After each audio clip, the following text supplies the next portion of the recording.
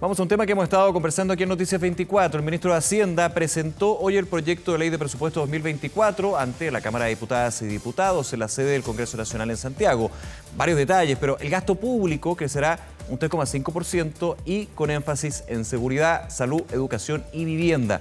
Para hablar de este y otros temas nos acompaña el diputado de la UDI, integrante de la Comisión de Hacienda, Guillermo Ramírez. Diputado, gracias por acompañarnos esta tarde. Muchas gracias a ti, Nicolás, por la invitación. Clásica pregunta, cuando se presenta el presupuesto todos los años, ¿qué impresión le deja? ¿Cómo lo evalúa usted? Hay cosas positivas, también hay cosas negativas. Parto por las positivas. Creo que este es un buen presupuesto para salud, que es un tema muy sensible y una de las demandas principales de la ciudadanía, sobre todo por el tema de las listas de espera. Se anuncia la construcción de nuevos hospitales y el presidente en su anuncio dice que le van a hincar el diente al tema de las listas de espera y yo creo que esa es una gran noticia. Ahora, conversamos con el Colegio Médico y no están muy más que satisfechos, no les cuadra las cifras, digamos. Dicen, Le faltan.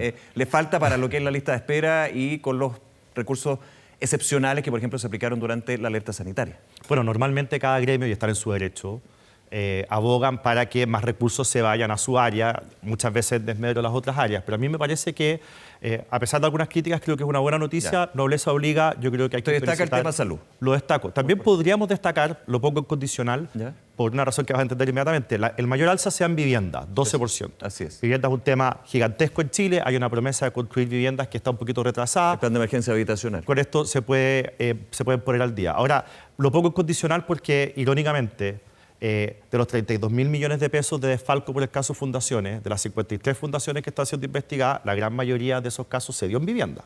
Entonces, este aumento del 12%, que es el ministerio que más aumenta, tiene que venir acompañado de políticas, de propuestas, de reglas adicionales que permitan evitar que se vuelvan a robar la plata. Y perdón que use ese término, pero las cosas hay que decirlas como son.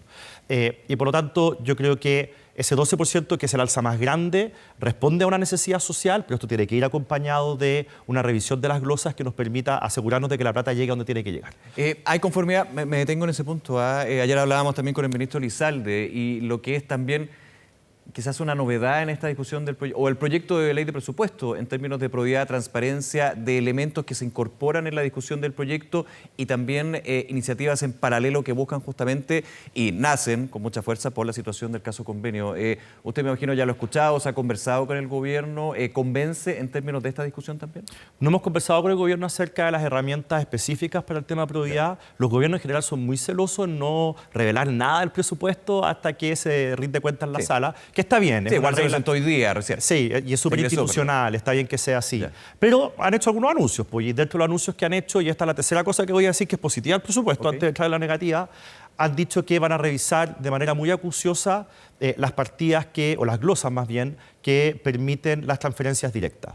Y eso a nosotros nos parece clave. Hoy día, en el presupuesto actual, hay 163 glosas que permiten transferencias directas. En una glosa pueden haber 20, 30 o 40 fundaciones. Recordemos que, Guillermo, diputado, lo que es una glosa también en el proyecto de ley de presupuesto es para el presupuesto 2024, pero no es un ingreso o recurso permanente. Así es. Por eso está dentro de una glosa. Así es. Y por lo tanto, esas glosas que se van a revisar y que...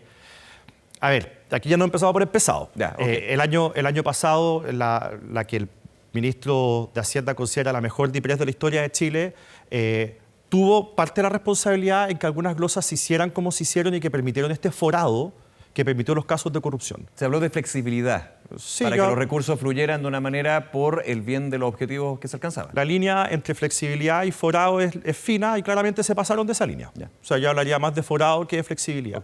Y creo que el gobierno y principalmente la directora de la DIPRES tiene que ponerse al día, resarcirse, redimirse, pagar esa deuda que tiene hoy día con el país de haber hecho un presupuesto que dejó estos forados. ¿No dejar el cargo, como se dijo en algún minuto antes de esta discusión? Nosotros pedimos la salida de ella porque en parte era responsable de lo que ocurrió. El gobierno decidió no hacerlo.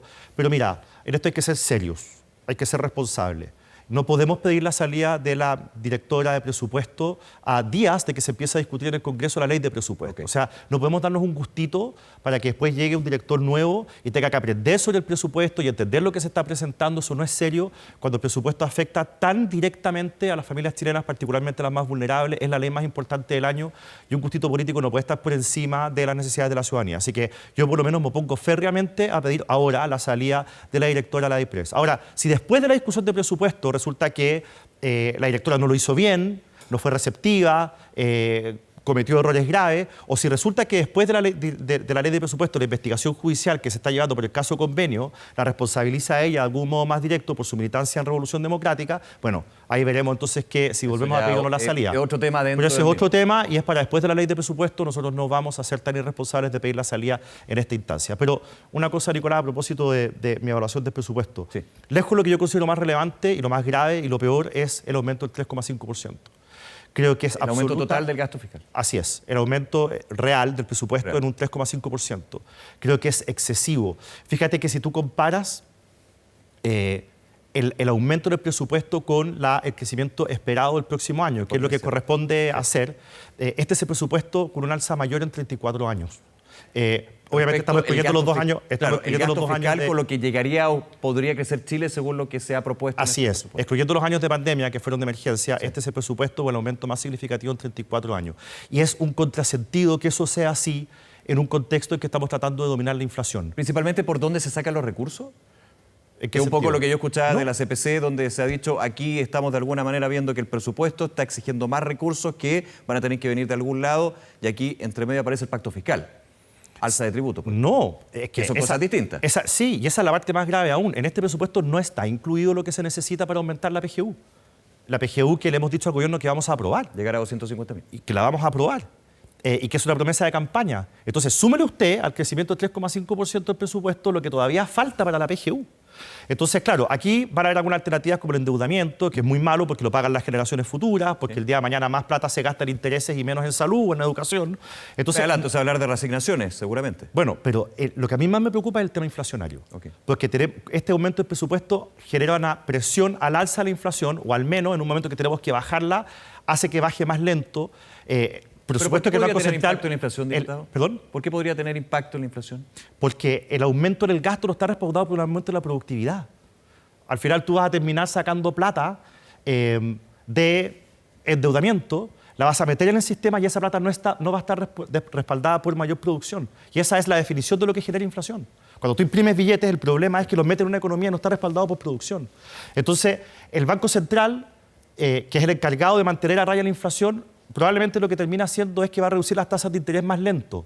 Y eso es muy malo para el país, porque cuando tú tienes las tasas de interés bajas, hay más inversión, se generan más empleos, aumentan los salarios. Claro. Cuando tú tienes las financiamiento más barato, digamos. Claro, lógico. Cuando las tasas de interés están más altas, lo que ocurre es que hay menos crecimiento económico, hay menos inversión, hay menos trabajo, que hoy día conocimos la cifra de que por 10ª vez en este año aumentó el desempleo y se estancan los salarios.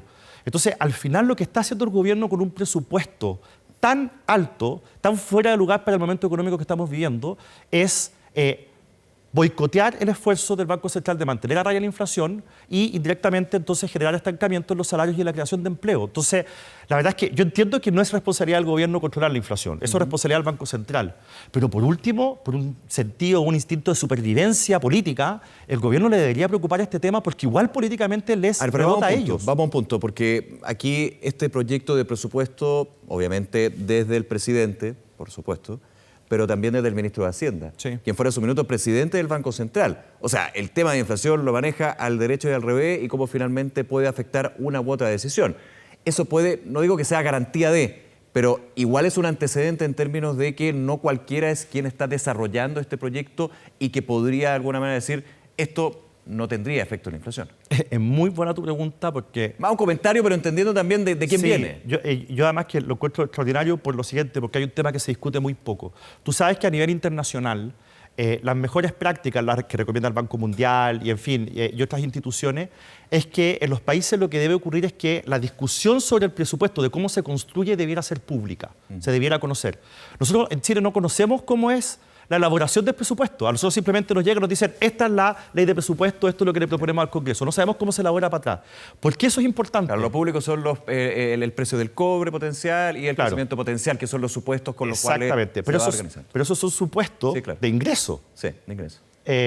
No sabemos cómo se negocia, qué se baja, qué se sube a nivel de gasto. Entonces tú me dices, bueno, el ministro Marcel es una persona responsable, no es garantía de que el 3,5 quizás está bien, pero puede ser que la cifra original que manejaban era un aumento del 7%. Y que el ministro Marcel la logró bajar del 7 al 3,5 y no la pudo bajar más. Pero pasa la discusión en todos los gobiernos de los presupuestos Sí. porque los ministerios necesitan más recursos y ahí se empieza a quitar a uno por otro. Exactamente. No es fácil. Lo que te quiero transmitir es que no sabemos si el ministro Marcel ya agotó su bala de responsabilidad fiscal o no. Eso es lo que te trato de decir. Eso va a ser Porque una de como las no conocemos, ¿Ya? como no conocemos todo lo que pasó antes de la presentación, todas las negociaciones que hubo antes al interior del gobierno, no sabemos si la propuesta original era 7% y Marcel dijo no. Esto es muy alto y lo bajó a la mitad. Quizás ya no va a tener más piso para bajarlo Ahora, eso más. se le puede preguntar en la discusión legislativa. Sí, claro. También se lo puedes preguntar tú en alguna No, entrevista. también, buen punto, lógico. Claro, Vamos pero a ver. usted habla en términos de la transparencia de la discusión, de la elaboración previa. Sí, pues, eso es lo que se recomienda en todo el mundo y lo que los países desarrollados tienen. La discusión previa es pública. Aquí en Chile no es pública. Y ahí tenemos también un problema que no nos permite entender bien cuáles son las prioridades finalmente que el gobierno decidió dejar para más adelante o las que se ven en la discusión previa. Diputado, en otro punto, seguridad. Claro, muchos dicen, ya con el aumento, que en algún minuto también se discutió, a ver, no es el aumento más potente a nivel histórico, desde el gobierno se decía que sí. Este aumento es menor al del presupuesto vigente, pero de todas maneras es amplio, entendiendo también que una de las prioridades que pone la misma ciudadanía es el tema de seguridad. ¿Qué le parece a usted ese punto? Mira, es una buena pregunta. Seguridad, evidentemente, las encuestas muestran todos más o menos lo mismo. ¿Ah? Seguridad, economía, en el sentido de generación de empleo, aumento de los salarios y listas de espera son en todas partes las tres prioridades de los chilenos. Pero en el caso particular de orden público no conocemos el detalle de cómo se va a gastar esa plata. Y por lo tanto yo hoy día no puedo tener una opinión. Ya. El presupuesto lo van a presentar hoy, lo vamos a conocer recién el lunes, se le entrega a los parlamentarios, salvo que se filtre de alguna manera. Y por lo tanto, ahí, en ese caso en particular, en los detalles, es donde finalmente se esconde la bondad o maldad del presupuesto. Ahora, pero siguiendo lo que ha sido la línea este año desde el Ministerio del Interior y los proyectos que se han ingresado, las iniciativas también que se van, el fast track legislativo que se ha acordado con parte también del Congreso, uno podría tener algunas señales, ¿no? Depende de qué alma estemos hablando del gobierno. Porque hay un alma del gobierno que encarna a Carolina Toá, nobleza obliga, lo voy a decir, en que quiere avanzar en estos temas. Pero hay otra alma del gobierno que le pone palitos a la bicicleta todo el rato. Fíjate que el veto por la ley de usurpaciones, que se tiene que presentar hoy día es el plazo, todavía no se presenta. Llamé por teléfono un minuto antes de entrar a este estudio para saber si ya se había presentado y no se ha presentado. Todavía no se ha presentado. No. Hoy día es el día la fecha límite. Hoy es el límite. Si no, no hay veto. Ya. Y la razón por la cual... Tendría que aprobarse el proyecto como está. Bueno, claro. Si se les pasa el plazo, el proyecto, la ley que ya fue aprobada queda como está. Sí. El tema es que no se ha enviado el veto porque sigue la pugna entre las dos almas del gobierno. Está el Partido Comunista y el Frente Amplio que quieren que se sancionen las tomas de predios que pueden durar años con multas. No darle la posibilidad al juez, aunque sean violentas, aunque sean por muy largo tiempo, no le quieren dar la facultad al juez para en algunos casos dictar penas corporales, es decir, cárcel.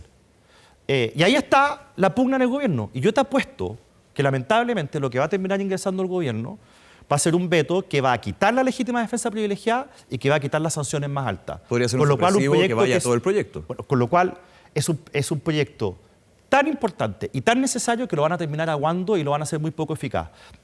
¿Cómo estaban las conversaciones en el Congreso? Hablaba ayer con el ministro Lizalde y dice que se seguía conversando. Está bien, de eso Sí, se trata. Pero parece que no se ha llegado a ningún buen puerto. Aparte que la mirada es bastante contrapuesta desde el Ejecutivo con legítima defensa privilegiada y lo que puede ser el carácter permanente del delito de usurpación y la oposición en ese sentido. Lo que pasa es que si tú miras la opinión del Congreso, el 75-80% está de acuerdo con hacer un proyecto o una ley de usurpaciones dura. Pero el problema es que el 25% o 20% que no está de acuerdo es a prueba de dignidad que influye en el gobierno. Hay socialismo democrático que también ve con mucho reojo esta legítima defensa privilegiada como un paso a la autotutela. Sí, pero entiendo que el problema por el cual no han presentado el veto, según me dicen, es por el tema de las sanciones. Nosotros hemos dicho que sea dura en ese sentido. Que sean sanciones duras. Finalmente uno no solamente quiere tener herramientas para poder sacar a estas personas de estos predios, sino que también uno quiere poder disuadir de que no lo hagan. Y cuando, imagínate, estaba hablando muchas veces de tomas por crimen que es organizado. Por definición el crimen organizado tiene recursos. Son muchas veces, en el caso de la macrozona sur, son narcotraficantes. ¿Cuánto le importa a un narcotraficante que le impongan una multa? O sea, ¿qué nivel de disuasividad tiene eso? Entonces, al final lo que está haciendo a prueba de dignidad es que una ley que era necesaria va a terminar siendo, en la práctica, muy poco eficaz. Claro, va a ser un pequeño avance y siempre es mejor un avance que no avanzar. Pero la verdad es que se están saliendo con la suya. Y están finalmente abogando por estos grupos terroristas que aterrorizan a las personas, se toman violentamente predios, no salen en años, amenazan con armas de fuego, como vimos en la Cámara la vez pasada, y los vamos a sancionar con multa. Hasta ahora no se ha presentado el veto. Quedan un par de horas, digamos. El lunes se debería volver a discutir si es que hay veto o no. Yo me imagino, y lo conversaba ayer con el ministro Elizalde, que va a haber un veto. Hay que ver si es supresivo. Entiendo que tiene hasta las 12 de la noche para llegar a las 12 de la noche. Para llegar a la casa del secretario del Senado y pasarle el documento en la mano. Ahora, pero desde ese punto de vista del lunes, ¿cuál sería el ánimo para poder seguir discutiendo esto? Bueno, vamos a ver, depende del veto. Ya. Depende de cuáles son las características del veto. Por supuesto que una ley tan simbólica para una parte importante del país, que finalmente y para poner esto en contexto, para que la gente lo entienda, esta es una ley que se aprobó en el Congreso, se aprobó en la Cámara, se aprobó en el Senado con votos de la izquierda también. Y el gobierno está decidiendo vetarlo, lo que significa que podría esa ley nunca ver la luz por presión del Partido Comunista y del Frente Amplio. Diputado, me queda un minuto. Quiero aprovechar de preguntarle, el día de mañana hay convocatorias a dos manifestaciones. Una a favor del gobierno del presidente Boric y la figura del presidente Boric, una en contra del gobierno del presidente Boric y la figura del presidente Boric. ¿Qué le parece eso? A ver, todo el mundo tiene derecho a manifestarse, los que creemos en la democracia, la libertad de expresión y de reunión, que está consagrada en el artículo 19 de la Constitución, no deberíamos hacer asunto de esto, yo no voy a hacer asunto de esto, pero políticamente hablando, que desde el gobierno organicen una marcha. Pero no es del gobierno. Bueno, ya. No es de los partidos. Desde los partidos de gobierno. Pero no de los partidos. O sea, los partidos participarían, pero no lo han organizado. Está bien. Como sea. Desde el oficialismo, no sé cómo ponerlo, desde el oficialismo se organiza una marcha a favor de Boric, demuestra la debilidad en la que está el presidente Boric.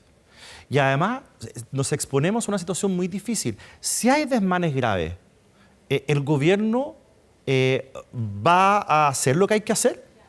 ¿Va a ir contra los manifestantes que están apoyando al propio gobierno? Entonces, todo esto es un riesgo y una situación que no sé si vale la pena correr. Me parece todo tan absurdo. Ahora, de nuevo, están en su derecho a hacerlo. Me parece una torpeza que lo hagan. Ya, pero si quieren hacerlo, háganlo. Es totalmente legítimo, dice usted. Sí. ¿Qué le parecería, casi hipotético, que el presidente Boric participara en una manifestación así? Bueno, está casi hipotético. Lo que pasa es que esto lo estamos viendo también en Estados Unidos con Biden y Trump, que van de estos gremios. Sí. La forma en que responde un presidente de la República a un tema ciudadano es enviando proyectos de ley, es destinando los recursos que tiene disponibles, es diseñando políticas públicas. Cada uno, en democracia, para solucionar un problema o para empujar una idea, hace lo que está a su alcance. Una persona que no está en el gobierno o en el Estado se manifiesta. Pero el presidente Boric, si hay alguna causa que él quiera apoyar, la forma de hacerlo, porque él es presidente de la República, no es en la calle, es haciendo la pega. Me parece como fácil, al final, y un poco superficial, ir a apoyar causas a la calle siendo el presidente de la República. Me parece que lo serio es presentar políticas públicas, dar financiamiento, presentar proyectos de ley. Eso es lo que hace un presidente serio cuando quiere solucionar un problema. Diputado Guillermo Ramírez, nuevamente gracias por acompañarnos, diputado. Muchas gracias a ti por la invitación. Muy bien, buen fin de semana.